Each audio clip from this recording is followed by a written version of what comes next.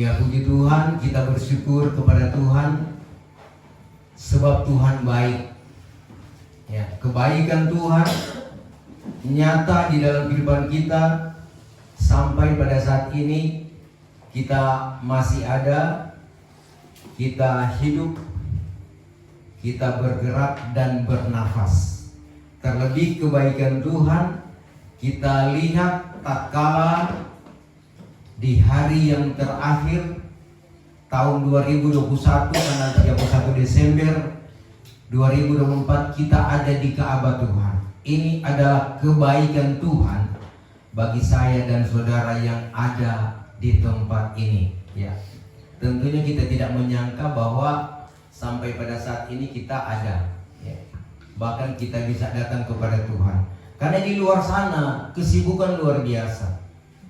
Kami pun tatkala mau datang ibadah, hujan-hujan, saudara, itu lampu-lampu disco, itu alat-alat musik kiri kanan sepanjang jalan itu dari Wawali sampai di Lowo sini itu sudah disiapkan untuk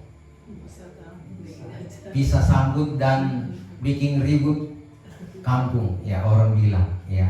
Tetapi kita bersyukur kita bisa diasingkan oleh Tuhan. Jadi bukan kebetulan, ya. Selamat malam buat semuanya. Mari sama-sama kita belajar firman Tuhan. Apa yang Tuhan mau katakan di akhir tahun ini buat kita semua. Mari kita membaca firman Tuhan. Firman Tuhan saya akan ambil di dalam kitab 1 Korintus pasal yang ke-10. 1 Korintus pasal 10 ayat 1 sampai ayat yang ke-5. Saya akan bacakan di dalam terjemahan baru yang bertemakan Israel sebagai suatu peringatan. Ayat 1. Aku mau supaya kamu mengetahui, saudara-saudara, bahwa nenek moyang kita semua berada di bawah perlindungan awan dan bahwa mereka semua telah melintasi laut. Untuk menjadi pengikut Musa, mereka semua telah dibaptiskan dalam awan dan dalam laut. Mereka semua makan makanan rohani yang sama, dan mereka semua minum minuman rohani yang sama, sebab mereka minum daripada batu karang rohani yang mengikuti mereka, dan batu karang itulah Kristus. Ayat 5. Tetapi sungguh pun demikian, Allah tidak berkenan kepada sebagian yang terbesar dari mereka, karena mereka ditewaskan di padang gurun. Terima kasih. Silakan dulu. Dalam terjemahan lama ayat yang ke-5, tetapi akan kebanyakan mereka itu binasa di dalam padang belantara. Ayat 6, ayat yang ke-6. Tetapi segala perkara itu menjadi teladan bagi kita, supaya jangan kita ingin akan perkara yang jahat seperti mereka itu juga. Saudara, ini ya firman yang datang bagi saya dan saudara di akhir tahun, ya. Tentunya saudara, setiap firman Tuhan itu punya maksud, ya. Karena rahasia daripada 1 Korintus 10 ini yaitu perjalanan umat Israel, bagaimana mereka keluar dari Mesir lewat kuasa yang ajaib dari Bapa di sorga. Melalui tangan Nabi Musa, mereka dipimpin untuk keluar, untuk masuk ke tanah Kanaan, tanah perjanjian yang penuh dengan air susu dan madu. Artinya penuh dengan kesenangan. Di dalam perjalanan ini, ya saudara, orang Israel mengalami berbagai-bagai persoalan, berbagai-bagai kehidupan. Nah, dikatakan di dalam ayat yang pertama, saudara, ya, kita melihat bahwa umat Israel ini disertai oleh Tuhan. Ya, melewati padang belantara, di sana tidak ada penerangan, tidak ada listrik. apalagi senter, ya. Masih zaman lalu itu, saudara, mereka rombongan yang besar melintasi padang belantara, tidak ada listrik, tetapi Tuhan menyertai mereka dengan tiang api pada waktu malam. Maksudnya tiang api ini sebagai penerang bagi mereka. Jadi di mana mereka berada, mereka hidup dalam terang. Mereka, saudara, butuh penerangan. Nah, demikian juga pada siang hari di padang belantara itu terik matahari luar biasa. Tetapi di situ Tuhan sertai dengan tiang awan, ya, tiang awan yang menaungi supaya umat Israel itu tidak kepanasan. Begitu setia Tuhan, ya, bahkan diberikan makanan dan minuman. Ya, dikatakan dalam pembacaan tadi, melalui minum daripada batu karang, ya. Batu itu adalah Kristus, ya. Saudara, dikatakan bahwa mereka diberi makan, diberi minum, kebutuhan mereka dicukupkan oleh Tuhan. Bahkan saudara kasih dalam Tuhan, dikatakan di dalam Ulangan pasal yang ke-29 bahwa luar biasa penyertaan Tuhan. Mari baca Ulangan 29 ayat 1 sampai ayat yang ke-5. 29 ayat 1.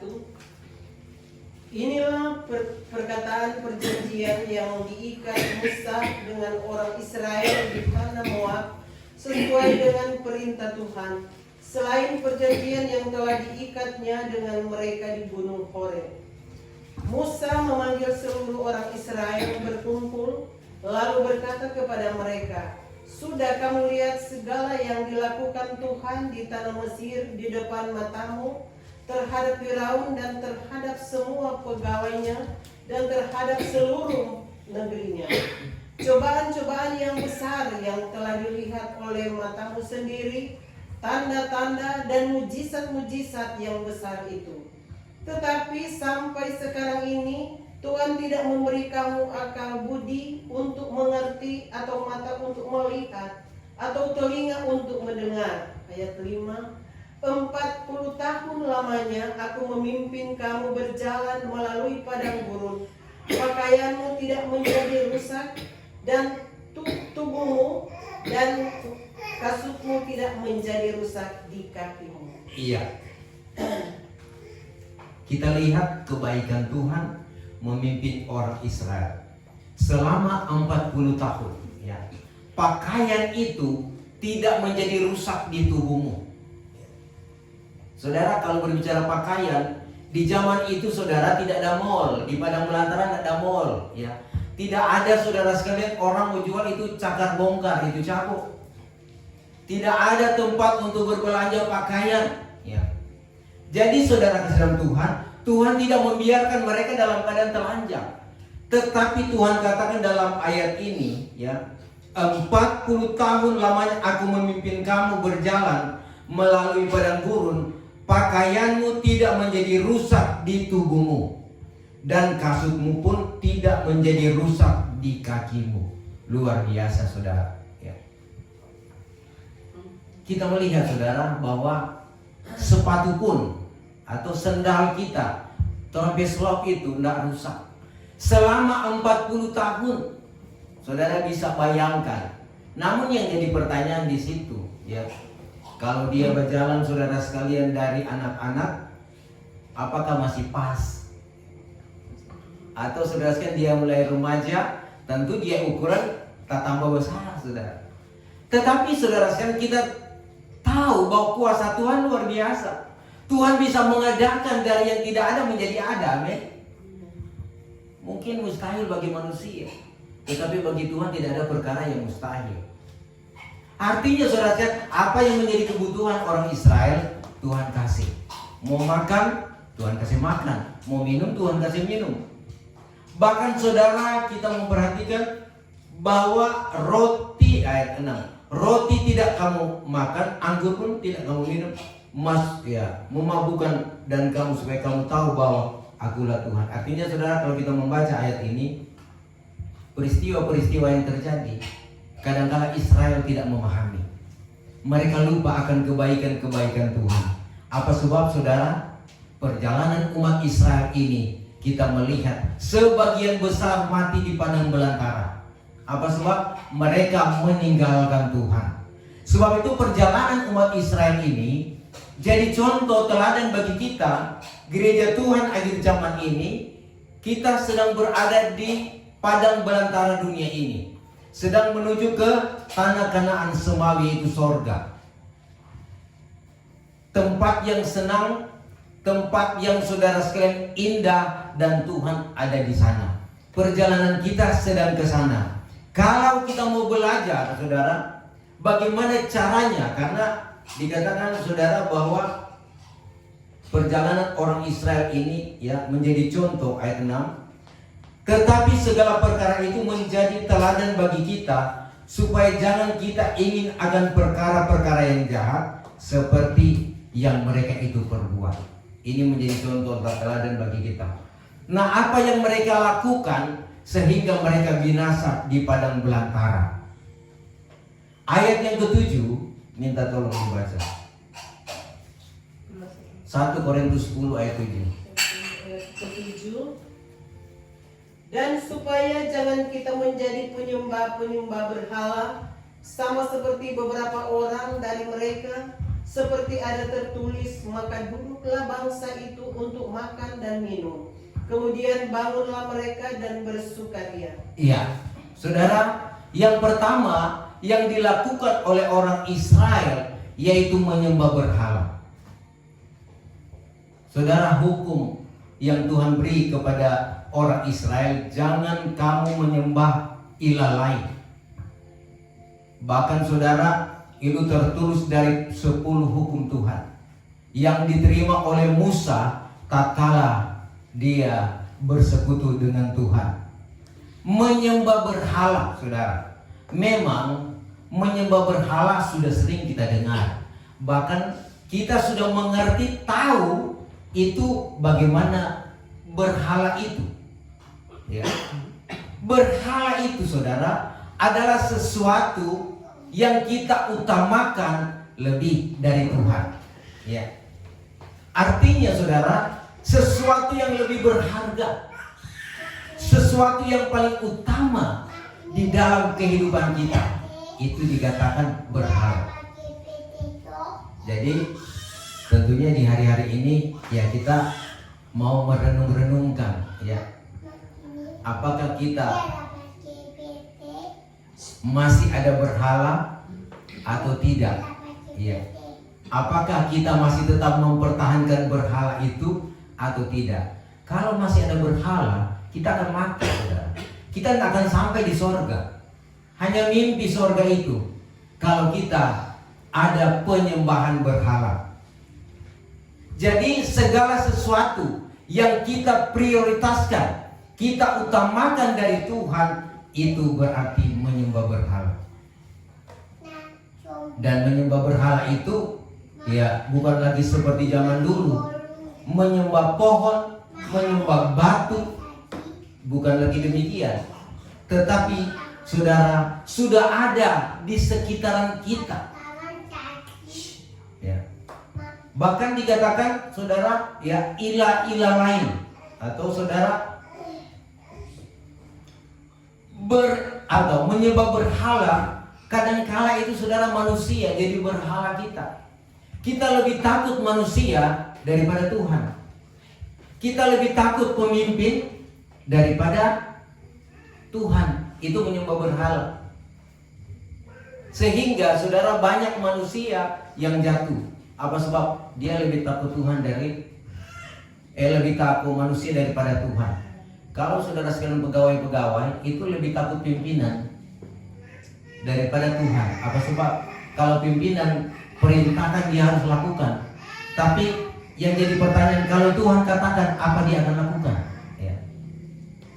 Hal inilah yang menjadi, saudara sekalian, renungan kita di akhir tahun ini. Ya. Apakah masih ada yang demikian? Saudara, saya pernah melewati bagaimana menjadi pegawai. Memang kalau diperintahkan harus dilakukan. Antara itu menghambat atau saudara sekalian yang menghambat pekerjaan Tuhan, ya tetap harus dilakukan. Namanya bos sudah perintah harus dilakukan. Dan itu saudara sekalian yang terjadi. Nah, oleh sebab itu mari kita waspada di hari-hari ini supaya lebih kita utamakan Tuhan. Kalaupun kita diperintah bos, kita berdoa dulu. Tuhan, berikan saya petunjuk bagaimana saya mau menyelesaikan ini. Karena ya seorang manusia pun kadang-kala bos itu cuma mau tes, ya. Dia cuma mau tes, tetapi keputusan ada di pihak kita. Kemudian juga ada berhala organisasi, ya. Orang lebih cenderung mempermasalahkan organisasi daripada soal keselamatan. Ini memang terjadi di hari-hari ini. Bukan saja di antara kita, tetapi di luar sana. Masalah organisasi jadi saudara-saudara perdebatan, jadi permasalahan sehingga tidak lagi mengandalkan Tuhan. Tidak lagi peduli tentang jemaat, tidak lagi peduli tentang pelayanan. Nah, ini saudara sekalian yang mengakibatkan banyak yang mengalami kegagalan. Bahkan hamba-hamba Tuhan pun bisa gagal karena memperjuangkan agar supaya mendapatkan restu dari manusia. Memang itu tidak salah, tetapi restu daripada Tuhan itu lebih utama. Amin. Kemudian juga ya ada yang berhala tentang kekayaan, harta benda. Ya. Itu kadang-kala saudara sekalian menarik hati kita untuk mengasihi. Itu dikatakan mamon. Ya. Sebab itu saudara, di hari-hari ini jangan sampai ada lagi kita mau menyembah berhala. Ini peringatan saudara, tatkala kita akan masuk tahun 2025, agar supaya apa yang dimintakan oleh Tuhan itu yang harus kita lakukan.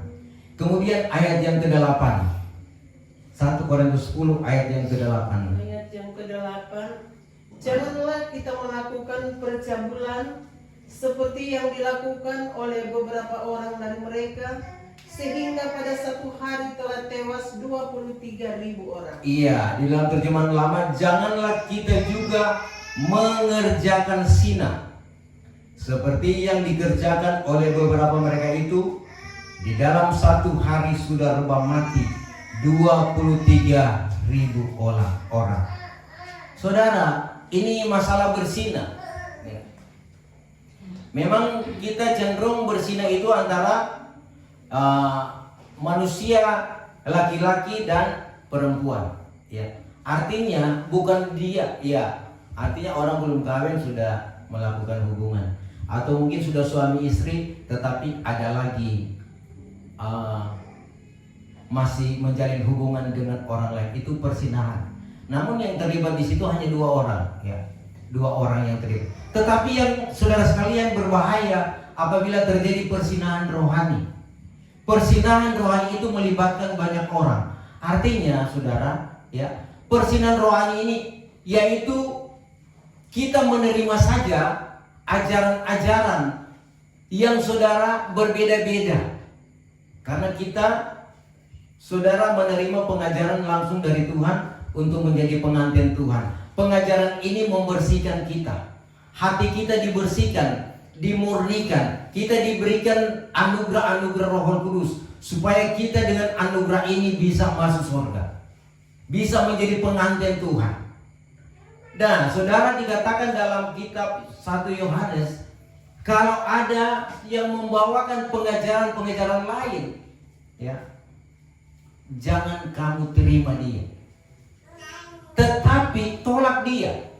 Artinya pengajaran lain kalau kita terima, itu dikatakan perzinahan rohani. Itu bukan saja cuma pengajaran-pengajaran yang dipalsukan, tetapi ya mungkin itu baca dalam 2 Yahya, kita baca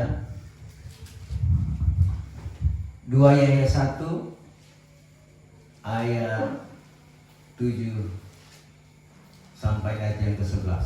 Ayat 7.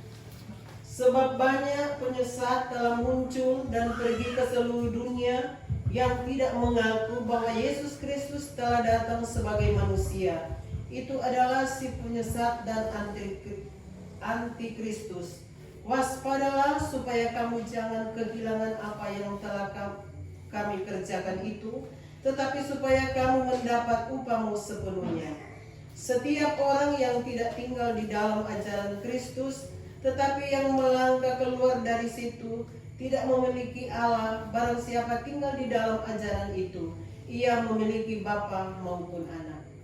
Sampai berapa itu? 9. Terus. Jikalau seorang datang kepadamu dan tidak membawa ajaran ini, janganlah kamu menerima dia di dalam rumahmu, dan janganlah memberi salam kepadanya. Sebab barang siapa memberi salam kepadanya, ia mendapat bagian dalam perbuatannya yang jahat. Ya saudara, orang membawa ajaran-ajaran lain dan kita menerima saja. Dikatakan firman Tuhan itu persinahan rohani yang mengakibatkan kita akan binasa. Sebab itu jangan ada persinahan. Jadi kalau pengajaran pengantin, pengajaran langsung dari Tuhan, kita sudah terima, mari kita pegang untuk selama-lamanya. Karena pengajaran-pengajaran lain itu tidak akan membawa kita pada keselamatan. Karena saudara kan hanya satu saja pengajaran, yaitu yang langsung dari Tuhan. Di luar Tuhan itu tidak akan membawa pada keselamatan. Maka bahkan saudara, pengajaran-pengajaran palsu dan sesat itu hanya untuk membinasakan kita. Sebab itu jangan kita masuk dalam perkara ini. Kemudian ayat yang ke-9, 1 Korintus 10 ayat yang ke-9.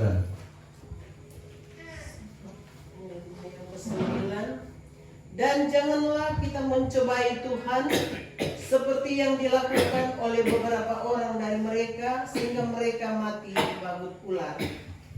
Ya. Yang ketiga, mencobai Tuhan.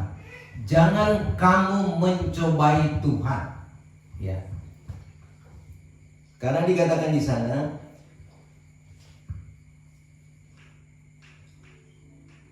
ada beberapa mereka itu sudah mencobai Tuhan lalu dibinasakan oleh ular. Ya. Mencobai Tuhan seperti apa ya? Mari kita baca firman Tuhan lebih jelas. Matius pasal 4 ayat 5 sampai 7.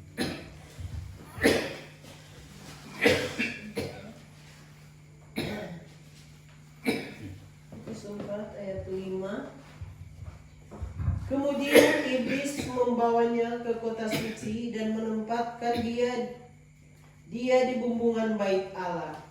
Lalu berkata kepadanya, jika engkau anak Allah, jatuhkanlah dirimu ke bawah, sebab ada tertulis mengenai engkau, ia akan memerintahkan malaikat-malaikatnya, dan mereka akan menantang engkau di atas tangannya, supaya kakimu jangan terantuk kepada batu. Yesus berkata kepadanya, ada pula tertulis, jangan engkau mencobai Tuhan Allahmu. Dan iblis membawanya pula ke atas gunung yang sangat tinggi. Sampai di sana saja. Ya. Tuhan Yesus katakan, ada pula tertulis, jangan engkau mencobai Tuhan Allahmu.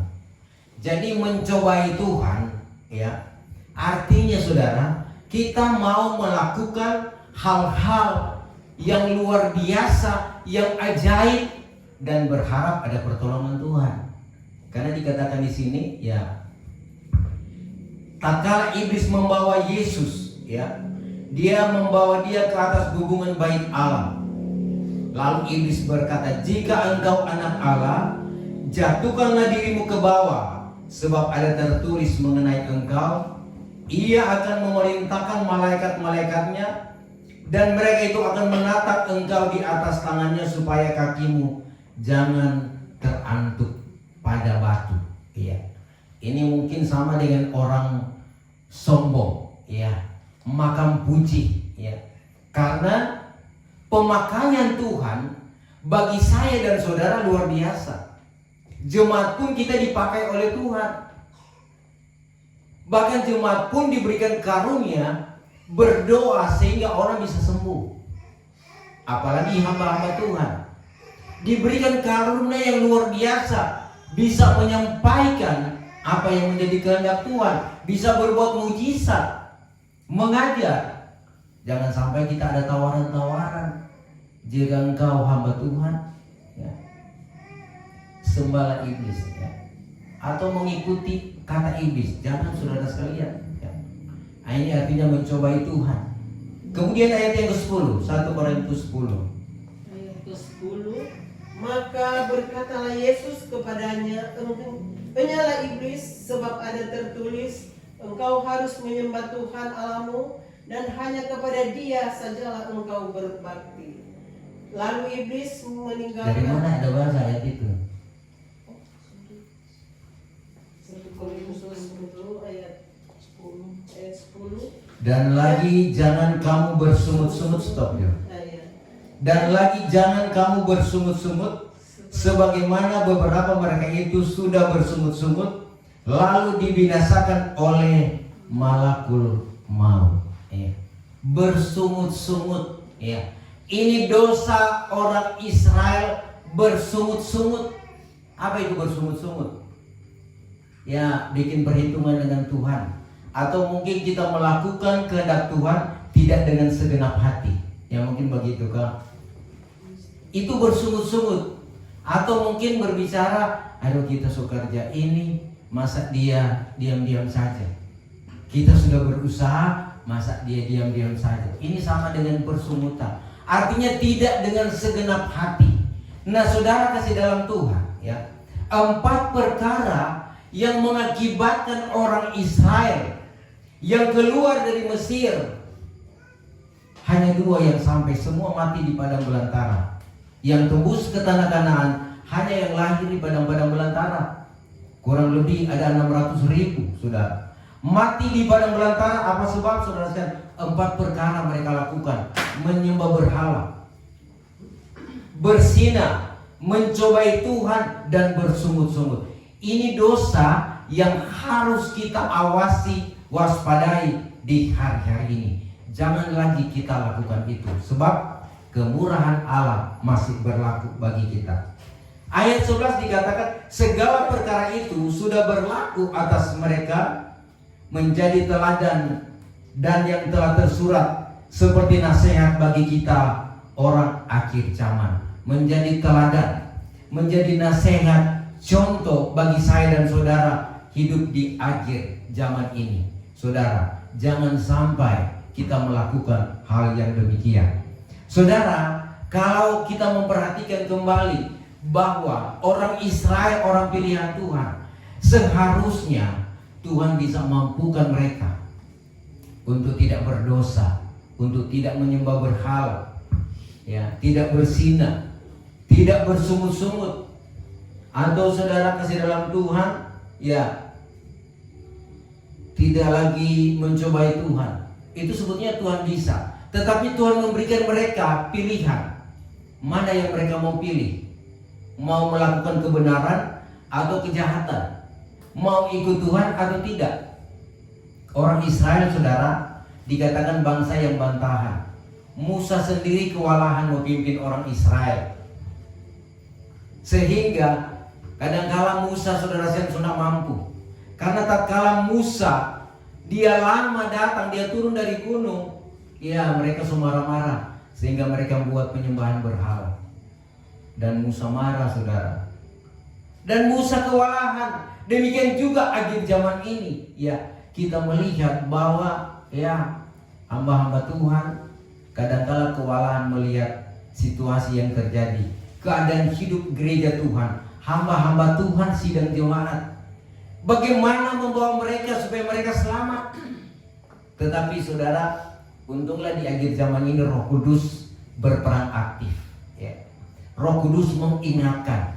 Kalau cuma sebagai gembala, sebagai hamba Tuhan, saudara tentunya tidak mampu. Tetapi karena Roh Kudus yang memampukan, sehingga tugas gembala menyampaikan firman Tuhan, mengarahkan, ya. Karena dikatakan orang Israel pun Tuhan katakan lewat nabi-nabi, kembalilah kepada Tuhan, maka aku akan kembali kepadamu.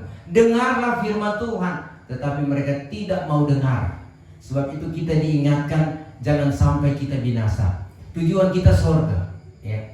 Kita sedang berjalan menuju ke sorga. Nah, jangan sampai 4 perkara ini menjadi beban atau menjadi penghalang kita sehingga tidak masuk surga.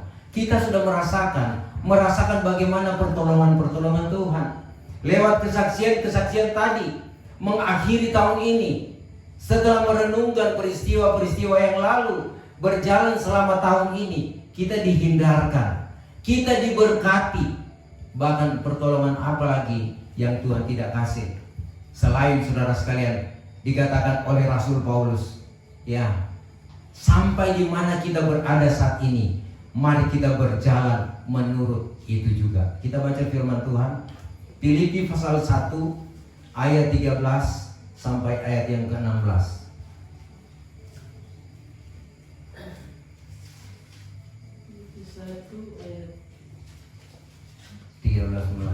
Ayat 13. Sehingga telah jelas bagi seluruh istana dan semua orang lain bahwa aku dipenjarakan karena Kristus. Bukan itu. Filipi pasal 3 ayat 13 mulai sampai 16. Saudara-saudara, aku sendiri tidak menganggap bahwa aku telah menangkapnya, tetapi ini yang kulakukan. Aku melupakan apa yang telah di belakangku dan mengarahkan diri kepada apa yang di hadapanku. Dan berlarilah kepada tujuan untuk memperoleh hadiah, yaitu panggilan surgawi dari Allah dalam Kristus Yesus. Ayat 15. Karena itu, marilah kita yang sempurna berpikir demikian.